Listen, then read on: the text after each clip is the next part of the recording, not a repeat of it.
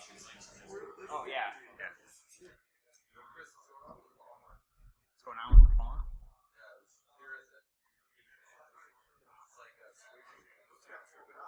It's supposed to be. Yeah.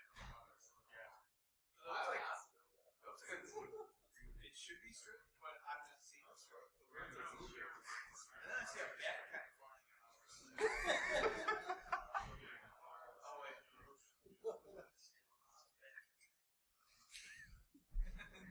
It's the only place I use that font. Helpful. Staring me down. Watch you. You're just the best speaking songs I've heard. Yeah, I'm not the best speaker. Alright, I think we'll get started then. Yeah, it's 3 o'clock, so I'll get started. Alright, can you guys hear me okay? Sounds a little bit weird. Can you guys hear me okay? Okay. Alright, thanks for coming out. So this is, if you haven't already realized it, the 3 p.m. track 1 slot for Clear as FUD. So I'm going to get started since it is 1 after 3. So a little bit about me. You guys might have seen me in the last couple of days, so you might already know who I am. My name is Christopher Madalena. You can find me as C Madalena on IRC and Twitter. You might know me from MySec. I do some of the recording for MySec Jackson. So we put up the videos or presentations and up on YouTube. I also usually, for the last several conferences or so, like CityCon, here I've been helping out with Adrian with the video recording, so you often see me chained to a table with a laptop like Sam over here. Everyone give Sam a clap.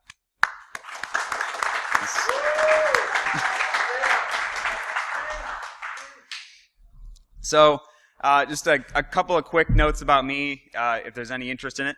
I have a bachelor's degree in information security and intelligence from Ferris State, and I've been working as an information security consultant at eCentire. I've been there about 3 months, and I primarily do project management, phishing, working with vulnerability assessments, recording, that sort of thing.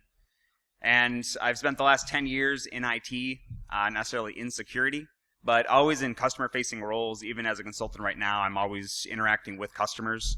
So everything I do is centered around trying to figure out how to communicate with various different types of people. And that's really the core of what I want to talk about today. So what we're going to talk about is how users understand technology, how this is going to be influenced by media in their daily lives, and how this impacts things like themselves, the security field, and we're going to then look at a few real-world examples near the end. So just kind of quick disclaimer, kind of the standard boilerplate one. This is, these are all my opinions and views, not those of my employer. So with training and education, we give users training, and when I say users, I'm referring basically to everyone. The people in this room, all the way down to people who can hardly use a tablet. Anyone is an end user if they take a product and they use it. So you end up getting training, whether that's you read a manual, someone tells you how to do it, you get training. But oftentimes when we refer to things like training, we're referring to things that are often aged, outdated, documents or courses you can take that run you through a couple of quick tips. Like, here's the things you should look for in an email to make sure you're not being phished. But they're often very focused. They need to be efficient because they don't want to take too much time out of your workday, so they tell you very specific things. Look for these types of links in the email. Look for this sort of wording. Look for a typo. You might be being phished. They don't actually tell you how to look at an email header or how to really dig into it if you need to investigate yourself, if you're not sure. They give you very specific things to look at. So, if you don't understand why you're looking for any of that stuff or why it matters, you don't actually really learn anything. You're not actually being educated. You're just being trained to act a very specific way.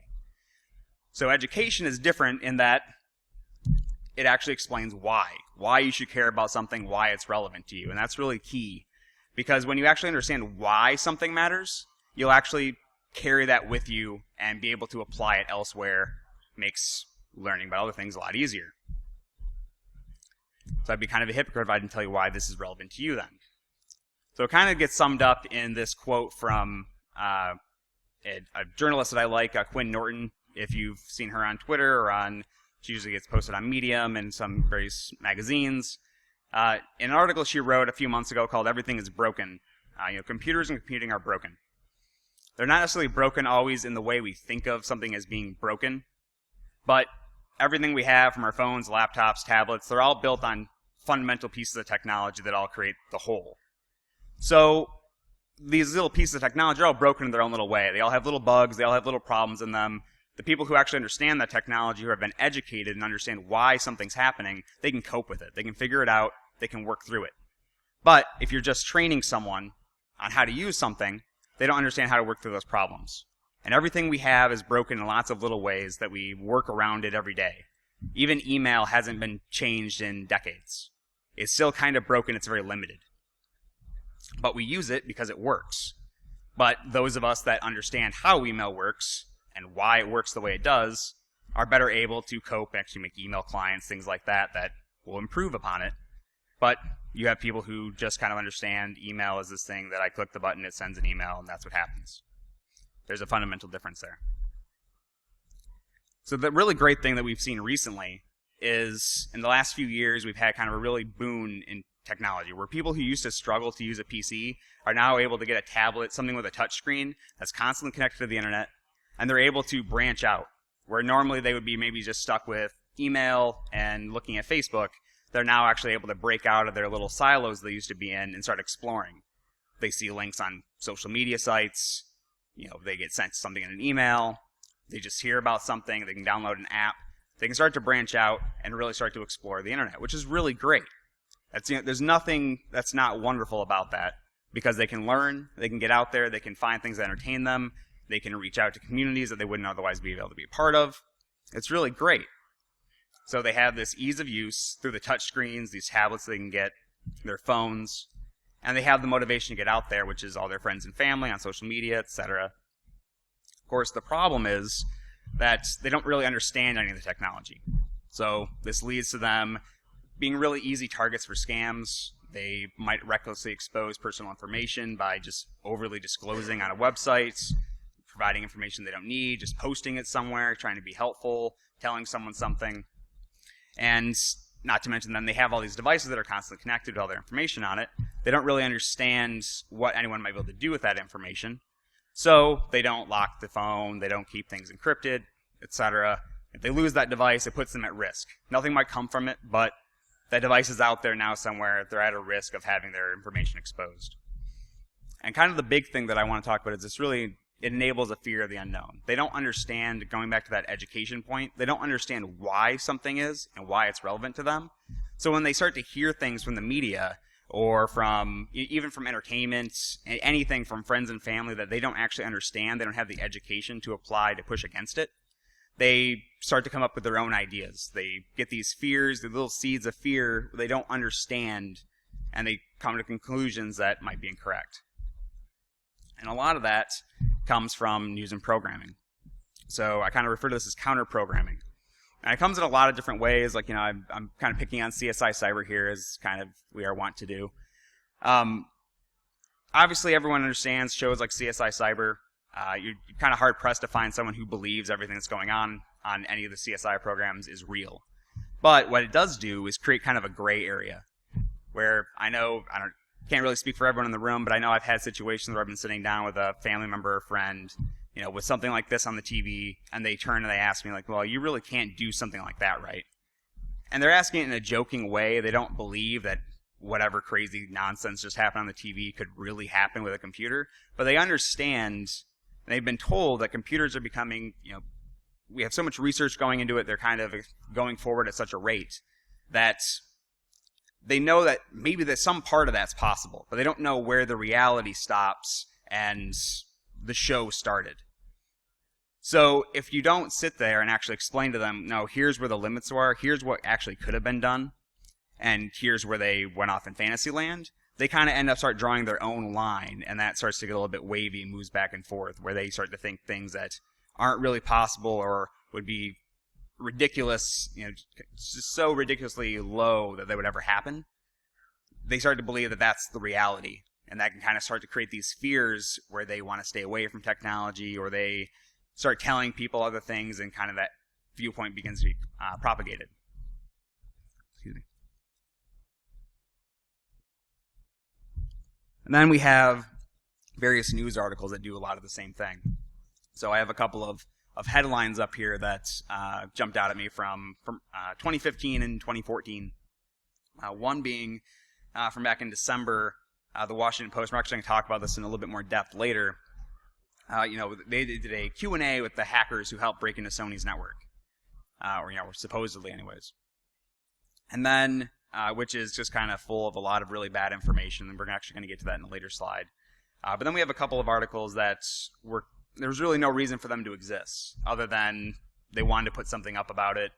And one of those was a New York Times article that was just called "Snowden Used Low-Cost Tools to Best NSA," which kind of on its own is quite a statement to say. But then it was full of a lot of scare quotes. They basically put scare quotes around anything that would be unfamiliar to a regular user, like wget. There was so many quotes in there, it looked like they were referring to all kinds of crazy tools and things that Snowden used that we would recognize as common everyday things we might use in our own jobs and scripts, etc. But to the user, to the person reading that article, they're weird foreign things.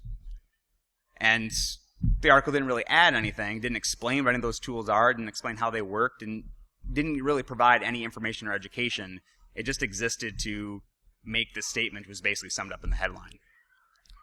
And then you had this Forbes article that focused a lot on people like the Grug and others like him, and they decided to go with the kind of sensationalist headline of "Meet the hackers who sell spies the tools to crack your PC and get paid six-figure fees."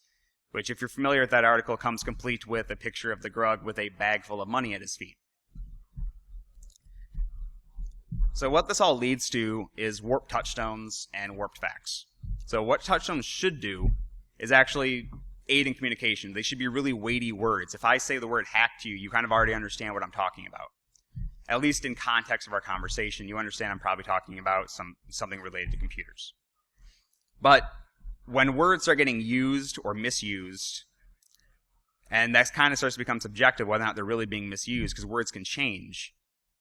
If a word begins to change, we continue to use the word as we think of it, and no one else thinks of it that way, there's really no point in it. It's not aiding communication anymore, it's actually just hurting it. It's putting up a wall between us and them, which a lot of users now don't understand what the word hack actually means. They don't understand what it is. It's too broad. So when we say hack, they think of one thing while we actually mean another. And there's all kinds of examples like this that then eventually lead to a communication breakdown when you're trying to educate the user because we're not using the language that they use. And everything ends up kind of couched in all these ideas they have from watching CSI, from reading the New York Times, things like that, none of which on their own is really bad, but since they don't actually have any education to back it up and no one's explaining to them, we end up with this really hazy idea of what technology is and what it can offer. They get a really incomplete picture. And I've been picking on things like CSI and the news, but it's not just that. It's this kind of misinformation is out there in all kinds of forms. Like this is an actual, error message from Spotify, the Windows client, that just for no reason at all just suggests maybe you've been infected by a virus and that's what broke Spotify. I don't know, But then doesn't offer anything other than just please re-download Spotify. It doesn't offer any information about perhaps getting rid of this virus, why it would suggest that, anything at all. It just decides to throw that out there and leave it alone. Just leave it hanging there for the user to ponder. So I want to take a quick history lesson on the word hack. We've mentioned that words can change when they get used a certain way enough. And hack is actually a word that changed quite a bit in a pretty short amount of time. It started off in the 1300s as referring to a laborer or workhorse that was hired for rough work. It's kind of the idea of you hack up some wood. It was that kind of idea. And then after about a couple hundred years, it started referring to kind of the idea of like turning prostitute, of becoming someone you could be hired for some kind of work. It was used to refer to a lame horse for a long time. It became used to refer to cabbies. Eventually, it was used as kind of an insult. It was about the 1800s. It was you're a hack. This work is hack nigh, that kind of thing. And then in the 60s and 70s, it started being used, according to some MIT students at the time, that they started referring to it as pranksters. or a tinkerer, with the tinkerer, prankster being the hacker. And obviously, around that time, then it started being applied to computers. But then, eventually, it only took a few years after that for it to be used negatively to refer to someone who, without permission, accesses computer systems. And ever since then, there's been this back and forth of, no, hackers is a good thing. We really like the word hacker because it has a lot of flavor, it has history. But it's being used in a very negative term by everyone else. And when nothing's done about that, it's kind of the majority ends up winning. Because over time, a word will change, and the accepted meaning of that word will change. Kind of the same thing's happening right now with the word cyber. So this is kind of a quote I like from Alex Stamos, the CISO of Yahoo. Says, if the word's on a patch, you've probably already lost. And I like this for a couple of reasons, because one, it demonstrates the idea that he obviously looks at as cyber as something to fight against. That this word is so awful, we should be fighting against it, but we've probably already lost because it's being used, for government agencies. But at the same time, this is a word that is just being used a lot. It'll probably change again in 50 years. It might mean something totally different, or it might just be a totally accepted term. And this idea that whether or not a hacker is a good thing or a bad thing, or what some of these words mean, has been going on for decades now. These are a couple excerpts from the Clifford Stoll's The Cuckoo Egg. If you've read that, this was written back in 1989. Even here, he refers to how the old style software wizards like to call themselves hackers, and that they kind of take some insult to the idea that a few morons are taking that and spoiling the name and running off with it. So even back in 1989, this was already kind of a thing that was being discussed out there. And there's been a lot of talks on it. Lots of podcasts discuss whether or not, how we should try to change the word hacker, but it's been going on since '89 at least. And since the days of MIT where they started using the word, it's been this back and forth. So, what exactly even is a hack today? It's really pretty nebulous. Excuse me. So, this is just obviously a quick XKCD comic you guys have probably seen before that I like. But it really demonstrates the point that people look at the word hack and they actually think of it as this thing that means someone attacked something and brought something down, when, if a website is hacked, then it really just kind of means look, someone tore a poster down that the CIA put up. No one really hacked the CIA. It really changes the meaning depending on how you put it. You can say you hacked the CIA, but if it was just their website and all you did was deface it, is that really the right way to word that? And we saw a lot of that coming out when the U.S. Central Command Twitter account was defaced. When you tons and tons of headlines saying that CENTCOM had been hacked, when of course it had not been. It was just someone figured out the password. And as everyone's favorite Twitter account tweeted out around that time, knowing someone's password is apparently hacking. So, and that's kind of what it's come to. That's what hack kind of means now. It's anything involving a computer that you broke a rule using a computer, you hacked something. We don't think of it that way, but that's the way the word's being used. And it leads to a lot of problems like this. These are some headlines from around the time that the Lizard Squad was particularly active with, being kind of tied to the Sony Motion Pictures hack, and also to the DDoS against Blizzard Battle.net, Microsoft Xbox Live, and the Sony PlayStation Network. And just searching for, I wanted to see what someone would see if they were just a regular person, picked up the Detroit Free Press, and saw that there was some group called the Lizard Squad hacking Sony. So they go search for Lizard Squad, hack Sony, and they get all these articles that just kind of refer to this really nebulous information about the Lizard Squad performing righteous hacks, on the behalf of Korea against Sony Motion Pictures, and how they're taking down, Sony's PlayStation Network and, Xbox Live. When really these were very, very different things. None of these articles mention the fact that any link between Lizard Squad and Korea and Sony Motion Pictures, or let alone Korea and Sony Motion Pictures hack, was hardly existent. But that didn't matter because they got really cool headlines out of it. And speaking of headlines, this was a excerpt from that Washington Post article I mentioned at the top of the talk, where they reached out and they wanted to interview a couple of people from Lizard Squad. So the journalist knew enough that he's like, well, it's a kind of nebulous group of people out there. We don't really know who's in it. So I should find some way to... remember, this guy's an end user, just like anyone else. He's like, well, I need to figure out a way to verify who they are. So he asked the guy to post something from the Lizard Squad Twitter account. So what the guy did, and everyone else saw it, was made a new Twitter account, had one tweet, and all it was a tweet to the guy saying, "Hi, I am who I say I am." And he had just changed one letter in the name. Used the same profile picture, put in the same profile. The guy looked at it, said, "Okay, cool, yeah, you are who you say you are," and he deleted the account.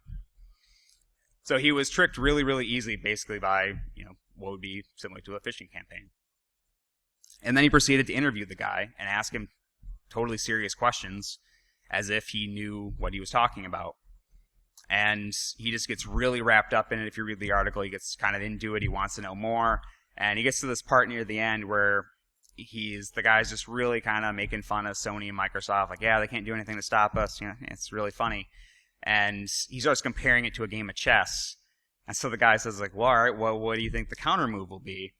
And he makes these awesome statements, like the fact that Sony decided that they couldn't stand against themselves, so they hired Prolexic for DDoS protection. They did a totally normal thing, but he phrased it in a way as like, well, they gave up. They couldn't even stand against us. They had to get outside help. And when he asked, like, well, Microsoft did, he goes, well, there's nothing. They really can't stop us. It doesn't look like they're even trying. And there was, not a lot of very nice comments on this, and most of the people that read it seemed to kind of see through it and, called the guy out. It never got taken down. There was no retraction. There was never any clarification from the journalists. I couldn't find anything from the Washington Post saying that they were going to release any kind of additional statements. And what this creates is a cause and effect problem. So if users start to become afraid of hackers and anyone who is like them, all because they don't understand the technology or they don't understand actually what's going on behind the attacks, then that starts putting lawmakers under pressure, who are also end users and also have, in many cases, the same lack of knowledge. They get put under pressure to start crushing the hackers. And they just seem so darn elusive. And there's so many of them, and not to mention the fact that they're often portrayed as these, groups of teenagers and kids out there, causing problems for large corporations and, creating hundreds of thousands or millions of dollars in damages, so on and so forth. So obviously there's going to be public outcry. And then there's the age-old problem of the elected officials wanting to appear like they're actually they're trying, and you can't really blame them for that. So what we start seeing are things like the proposed changes to the CFAA, things like Rapid7 being put under some pressure to change the Metasploit Pro licensing. Like if you saw that when they announced at RSA that now if you want to buy Metasploit Pro and you're outside of North America, you have to submit a letter explaining why you need the license, all because it has encryption in it. There's all these weird little things that are happening that are slowly causing problems for security researchers and that we're trying to fight against. And the way I see it, this is my opinion, but I feel that the root cause is because there's a base misunderstanding of how any of the technology works, which we say all the time, but we're not addressing the problem by actually trying to educate the users. And that gets compounded by the fact that then the media, who are also end users with the same amount of education, get really wrapped up in corporate training and enterprise security. They're talking about, what happens to companies. They're talking about what happens when, X service goes down, how that affects the users, things like that, but they're not actually focusing on providing users any kind of frame of reference for how these affect them. Because it's not just whether or not your ISP is getting DDoSed and maybe your interconnection gets flaky for a while or goes down. There's, PCs might become part of a botnet. They might lose PII. There's all kinds of nasty things that can happen. A lot of users are still wrapped up in the idea, and this is something that I saw a lot, especially when I worked closely with customers at a software company. I would see all types of people, and a lot of them still believe that when we would see indications that they probably had some malware on their machine, and we would let them know and how to fix it, they would often tell us like, well, no, I don't think that's true because I have semantic endpoint protection installed, so that's going to protect me from most things, and I wouldn't know it because I'm not seeing a bunch of pop-ups. Like they were still kind of looking back to almost like malware from the 90s where they know like, oh, my machine's really slow, and I'm getting a bunch of pop-ups. Crap, I have a virus. If they don't see that, they start to believe like, oh no, I'm fine. If anything funny is going on in my computer, it's probably something else. They don't recognize that this affects them at home. And that kind of brings me to some of our real-world examples. This lack of understanding leaves them wide open to things like ransomware. And I want to show this. These are really, really ugly, but that's kind of the point I want to make, is that if you look on the left, this is CryptoLocker 1.0. This was the first one that came out. It's really ugly. It doesn't, who on earth would even look at that and believe that if they paid up, anything would happen that was good? Like, it doesn't look legitimate. There's no way for them to prove that they've, encrypted your files or anything. It's really hard for the user to understand. It was obviously successful enough that they switched over, and this is CryptoLocker 2.0. And I think we're on 4 or 5 now. But this is from 2013, and they've moved on. You can click a little button to process your payment. There's a easier to read interface. You can see the files that they've encrypted. They've actually gone out of their way to show you how screwed you are. And now we have things like this. This is an example. This is a screenshot of TeslaCrypt. And this actually, if you were to scan that, actually is a working barcode. They have like a nice UI. They even offer one free decryption in case you have like that one really important file you just absolutely have to get. And this shows that this has been successful enough. This is actually a business. This sort of thing isn't going away because it is really that successful. And it's getting easier for them to get a hold of computers because in a lot of cases users don't understand how they're getting infected. They don't understand how to protect themselves because they're still stuck in that mindset that if they avoid, shady porn sites, then they're not going to get anything nasty on their computer. When in reality, there was a lot of, a few months ago, there was a case of a flash 0-day that had been undiscovered. And you probably heard about this because it was in the news for several weeks, but researchers discovered that the CryptoWall developers had actually managed to breach a large ad network and had changed several ads, totally legitimate ads that had been sold, to be serving up CryptoWall. And then they used a flash 0-day to actually infect the machines. So there were probably in 6-figure users who just had the unlucky chance to visit websites like AOL.com and the Huffington Post and got served up a malicious Hugo Boss ad. It was just in rotation. They had Flash enabled. They weren't blocking ads. It showed up on their PC because they were reading the Huffington Post. They had CryptoWall. Just in a drive-by download. And as soon as Adobe fixed it, they stopped their campaign. And the last time I looked into it, they still hadn't quite figured out how they had breached the ad network. And they shut down as soon as that the Flash update was out. Which we believe because they didn't even want to take the chance of getting a few more people that hadn't updated Flash yet. They just said, nope, we're going to wait until the next 0-day comes out and shut down. Because they knew that it was much more profitable for them in the long run to get thousands of users than to get a few hundred more who hadn't quite updated Flash yet. So they're out there waiting for opportunities like that to just kind of sweep up a whole bunch of users in the net, get them, and run off with the money. Kind of the next one I want to talk about is Snapchat. This is pretty brief because mostly it's for the next example. But I heard in a couple of talks this week, people mentioned the snapping, and there was a couple of really great talks about doxing and things like that referred to Snapchat. And the main point I want to make about Snapchat is that it's a black box service. That a lot of people that use it don't understand anything beyond the fact that they're getting at least they think they're getting what Snapchat promises, which is a service that they send an MMS message or something, or they send a video to someone and it'll self-destruct, which sounds pretty cool. But they don't know enough to think about what happens in between. Like, well, a server has to store this for at least some amount of time. I know that if I don't log into Snapchat for several weeks, like I can still log in and find snaps.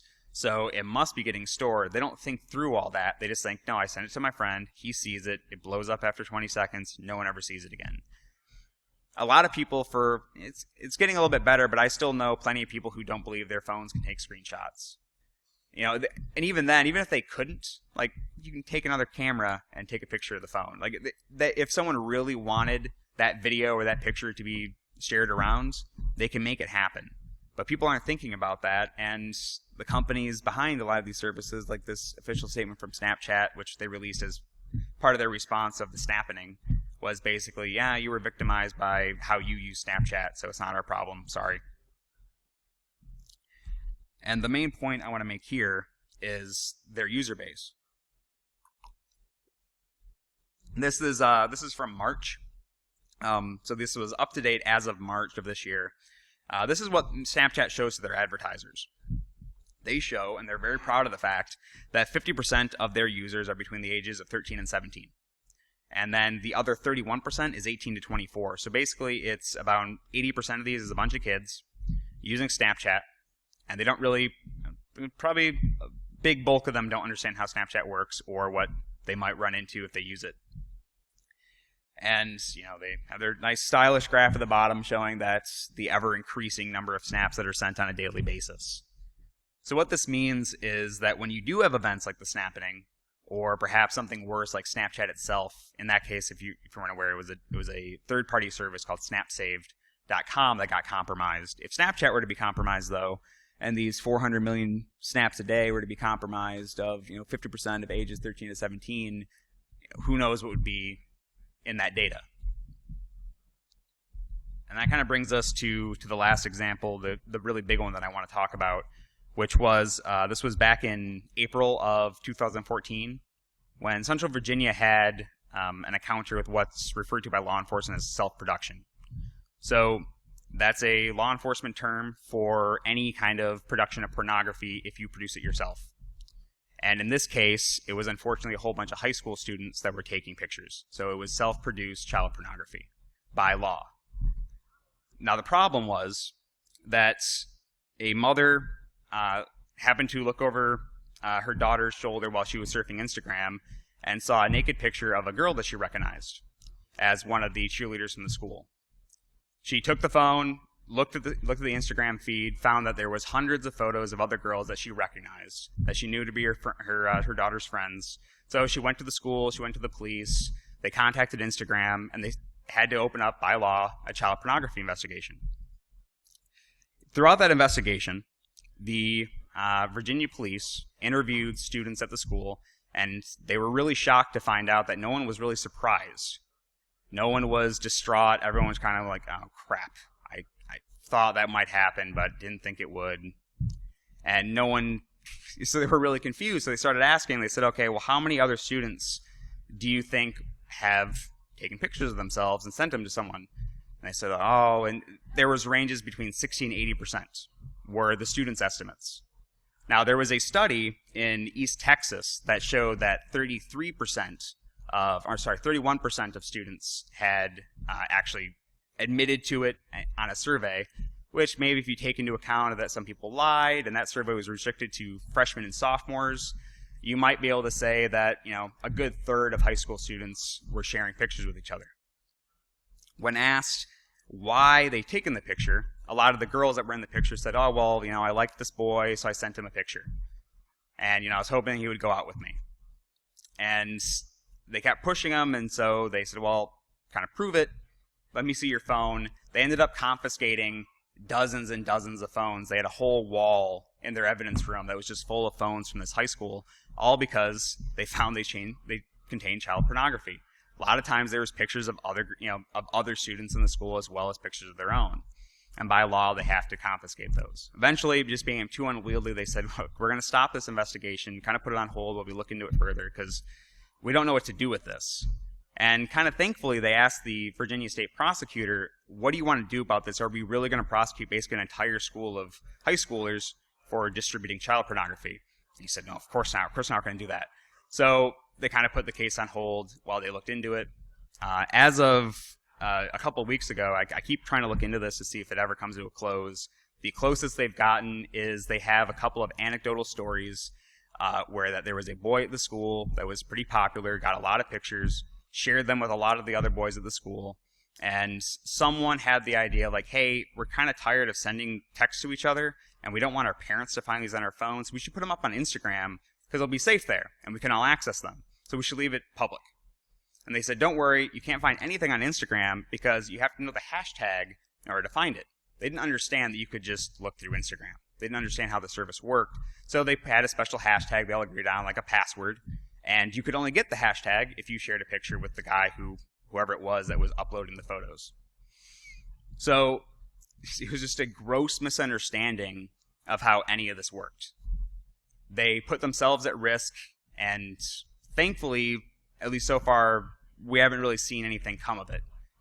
The pictures haven't been surfacing, no blackmail or anything like that, but there's always the risk of that, in 10, 20 years or so down the future, that they kind of, put that stuff out there, you don't know how it's going to come back on them. And then not to mention that there was another case, there was a case in Ohio in 2009 that kind of demonstrates that they might have been fortunate that the entire school went through it, because the worst that these girls got was, a couple of them lost some babysitting jobs. There was some bullying for a while, but it kind of happened at the end of the school year, so there was only about a month period between when this was discovered to when they all left for summer break.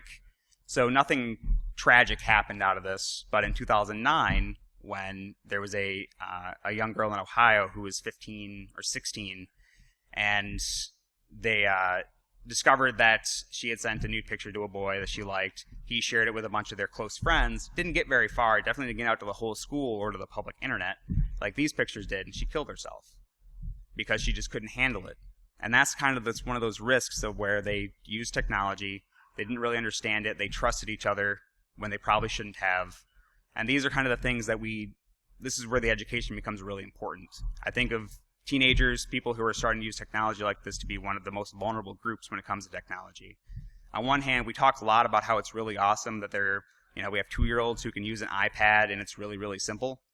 And that by the time they get to between the ages of 10 and 13, they're programming and things like that. That's great, but it also means that they're able to get out there, find services, things like this. You don't need to tell them about Snapchat, they'll find it, because it's easy enough to find it. We've made it really, really easy to navigate around the internet. And we have, other cases as well where a lot of that curiosity is causing problems. So just recently, there was an Idaho teenager who used a DDoS for hire service to DDoS his school because he didn't want to take a test.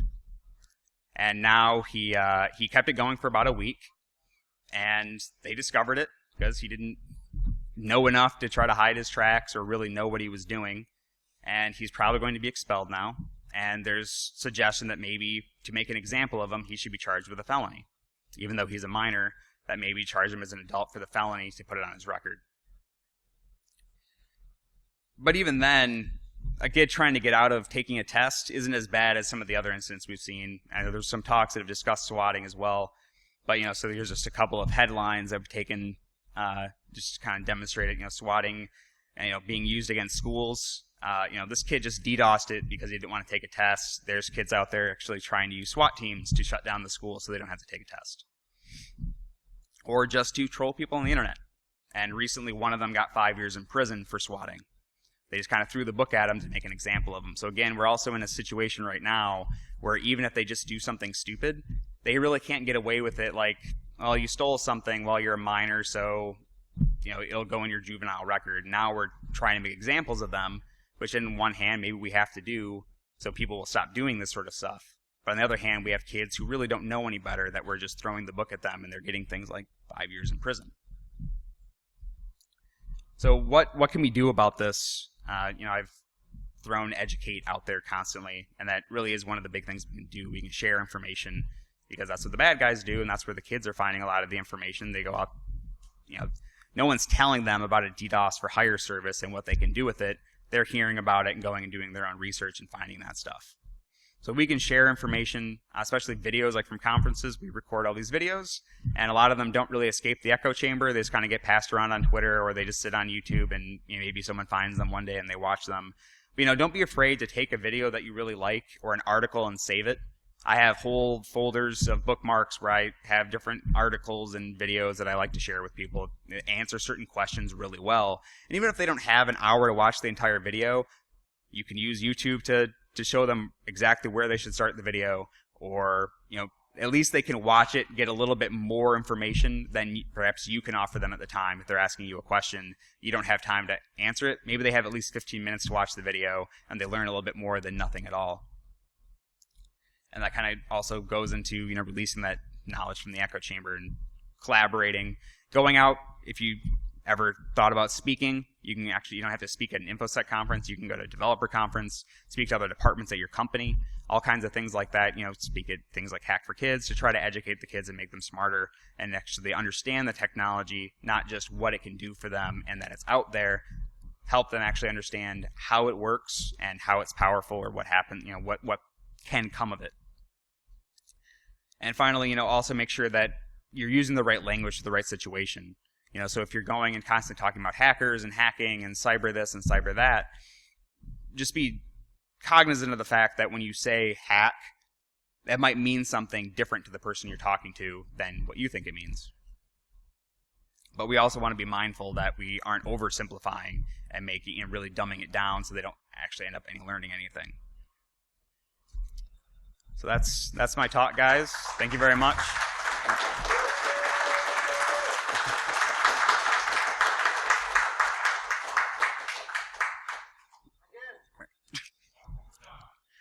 Run through it in my 2.5 minutes I have left.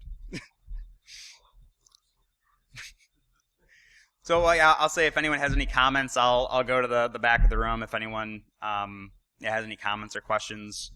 I was not really prepared to take any questions necessarily, but happy to talk about it.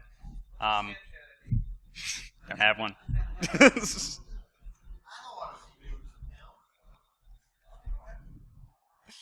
All right, thanks, guys.